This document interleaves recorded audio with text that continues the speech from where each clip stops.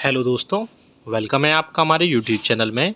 Pensioners, family pensioners और कर्मचारियों के लिए मैं 3 बड़े अपडेट लेकर आया हूं मैं। जी हां दोस्तों, जिसका सीधा असर आपकी फैमिली पेंशन, आपकी पेंशन और आपकी कर्मचारियों और आपकी यानी कि कर्मचारियों की सैलरी पर भी पड़ने वाला है। तो पहली बड़ी अपडेट देता हूं मैं जुलाई 2023 से महंगाई भत्ते और महंगाई राहत में बढ़ोतरी के लेकर के, जिसकी अपडेट अभी आ चुकी है। यहाँ दोस्तों, मिनिस्ट्री ऑफ श्रम मंत्रालय के श्रम ब्यूरो की तरफ से बड़ी अपडेट आ चुकी है। पहली अपडेट, बड़ी अपडेट मैं वो आपको देने वाला हूँ। दूसरी बड़ी अपडेट है आपके पेंशन में बढ़ोतरी को लेकर के। जी हाँ दोस्तों, आपको पता है कि 80 ईयर्स में बढ़ोतरी 20% होती है। इसके अलावा भी बहुत सारी इसमें अलग अलग लेवल में बढ़ोतरी की बात की जा रही है, वो भी मैं डिटेल में इस वीडियो में बात करने वाला हूँ। साथ ही साथ तीसरी बड़ी बढ़ोतरी है आपकी डीए जब या डीआर जो है जब 50% क्रॉस करेगा, जैसे ही अब क्रॉस करने वाला है तो उस पर आपको यानी पेंशनर्स और फैमिली पेंशनर्स को 50% बढ़ोतरी होने के बाद में आपको क्या क्या मिलने वाला है, तो सारी चीज़ें डिटेल में बताएंगे। बहुत ही इंपॉर्टेंट ये वीडियो होने वाला है, इसलिए इस वीडियो को पूरा लास्ट तक देखिएगा। बने रहिए आप हमारे चैनल पर इसी तरीके से। और अगर चैनल पर पहली बार आएँ तो चैनल को ज़रूर सब्सक्राइब करेगा। साथ ही साथ आप हमारी वीडियोज़ की लेटेस्ट जो नोटिफिकेशन होती है वो आप तक पहुँचे, उसके लिए आप घंटे के निशान को भी प्रेस करिएगा।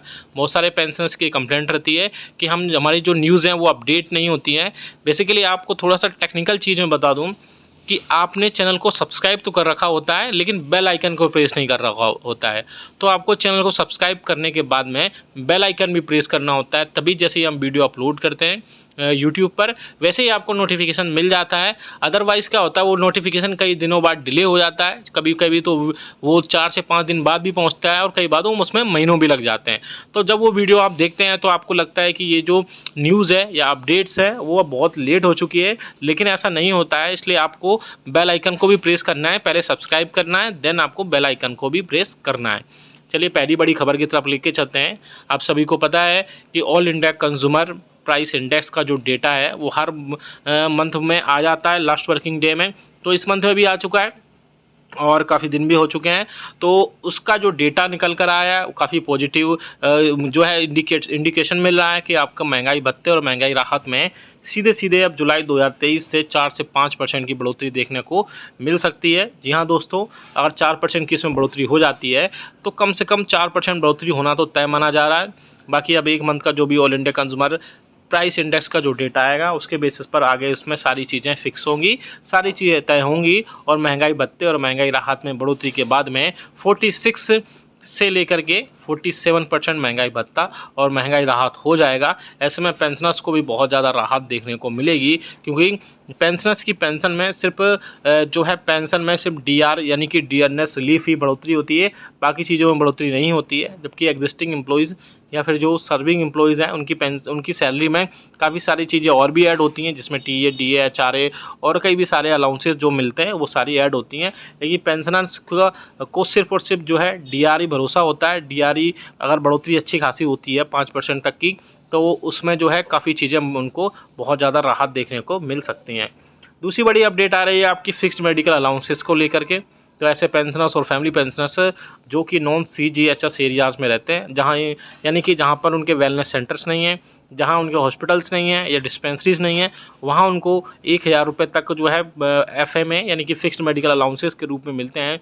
लेकिन अब पिछले दिनों एक बड़ी मीटिंग हुई थी, जिसमें पेंशनर्स के और फैमिली पेंशनर्स के यूनियंस और फेडरेशंस ने सरकार से रिक्वेस्ट की थी कि 1000 रुपये ओपीडी मेडिसिन के लिए बहुत कम होते हैं, उससे बढ़ा करके 3000 रुपये तक किए जाएँ। इस मैटर में आपको बड़ी अपडेट देना चाहता हूं मैं।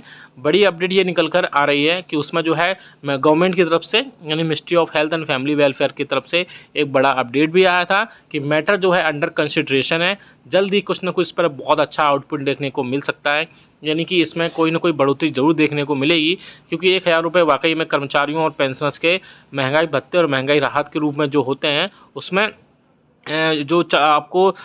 आपके फिक्स्ड मेडिकल अलाउंसेस जो होता है 1000 रुपये, वो कम होता है, क्योंकि अभी मेडिसिन की कॉस्ट बढ़ चुकी है और 1000 रुपये में वो सारी कीमतें कंप्लीट नहीं हो पाती हैं, जिसके चलते कम से कम मुझे लगता है इसमें 2500 रुपये तक की बढ़ोतरी पॉसिबल हो सकती है। लेकिन अभी कोई भी ऑफिशियल स्टेटमेंट ऐसा नहीं जारी किया गया है। लेकिन ministry of health and family welfare की तरफ से मैटर को अंडर कंसिडरेशन दिया गया है, इसमें कोई ना कोई पॉजिटिव जो है निकल कर जरूर आएगा। तीसरी बड़ी जो खबर है वो पेंशनर्स की फैमिली पेंशन को लेकर के है। जैसा कि आप सभी को पता है कि पेंशनर्स की फैमिली पेंशन में 60 से लेकर 79 ईयर्स के बीच में कोई भी बढ़ोतरी नहीं की जाती है।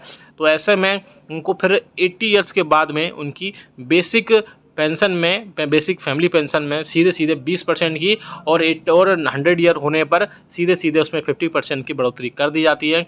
लेकिन ऐसे पेंशनर्स इस बीच सबसे ज़्यादा होते हैं जो 60 ईयर से लेके 79 ईयर्स के बीच में होते हैं, और उनके सिर्फ डीए में बढ़ोतरी होती है और बाकी चीज़ों में बढ़ोतरी नहीं, डीआर में बढ़ोतरी होती है और बाकी चीज़ों में बढ़ोतरी नहीं की जाती है। तो ऐसे में पेंशनर्स की पेंशन में बढ़ोतरी से रिलेटेड बहुत सारी चीज़ें अपडेट होती रहती हैं। जैसे कि उनको कई बार स्पर्श पोर्टल में उनको माइग्रेट कर दिया गया है, या भी बहुत सारे पेंशनर्स हैं उनको माइग्रेट होना है, कई सारे को यूज़र आईडी और पासवर्ड मिल गया है। धीरे धीरे करके सभी पेंशनर्स को स्पर्श पोर्टल पर माइग्रेट कर दिया जाएगा, जिसके चलते अपना लाइफ सर्टिफिकेट है या फैमिली पेंशन है या फॉर्म 16 वगैरह जो भी, या इनकम टैक्स की सारी इन्फॉर्मेशन उसी पोर्टल में उनको बहुत इजीली अवेलेबल हो जाएगी। हालांकि पेंशन में बढ़ोतरी की बात करें तो बीच बीच में ऐसी खबरें आती रहती हैं कि सरकार जो है 60 से 65 साल में 5%, 65 से 70 साल में जो है फिर से 5%, और 70 से 75 साल में फिर से 5% की बढ़ोतरी करे, जिससे 5-5 साल की बढ़ोतरी होने पर 5-5% की इसमें बढ़ोतरी होनी चाहिए, जिससे पेंशनर्स को थोड़ा सा राहत मिल सकती है। लेकिन इसमें भी अभी वही है कि इसमें कोई भी ऑफिशियल स्टेटमेंट नहीं जारी किया गया है। इसमें सिर्फ मीडिया में अभी ऐसी खबरें आती रही हैं, तो मीडिया में जो खबरें आ रही हैं और उनकी माने तो पेंशनर्स की पेंशन में बढ़ोतरी पॉसिबल है, लेकिन अभी इस तरफ से कोई भी ऑफिशियल स्टेटमेंट जारी नहीं किया गया है। और तीसरी बड़ी जो अपडेट आ रही है वो आ रही है, जब डीआई और डीआर जो है जैसे ही नेक्स्ट इंस्टॉलमेंट में यानी कि जनवरी 2024 में 50% तक क्रॉस करेगा, तो उसमें पेंशनर्स को या बोल सकते हैं कर्मचारियों को, सर्विंग एम्प्लॉइज़ को क्या क्या बढ़ोतरी के रूप में देखने को मिल सकता है। तो मैं आपको बता दूं कि इसमें पेंशनर्स को कुछ नहीं मिलने वाला है, सिर्फ जो सर्विंग एम्प्लॉइज़ है, कर्मचारी हैं, उनको एचआरए के रूप में फिर से 1%, 2% और 3% की बढ़ोतरी एक्स, वाई और जेड सिटीज़ के रूप में होने वाली है। आप सभी को पता है कि जैसे डीए 25% हुआ था तो 7%, तो इसमें 8% और 16% और 24% के रूप में कर्मचारियों के एचआरए में बढ़ोतरी की गई थी।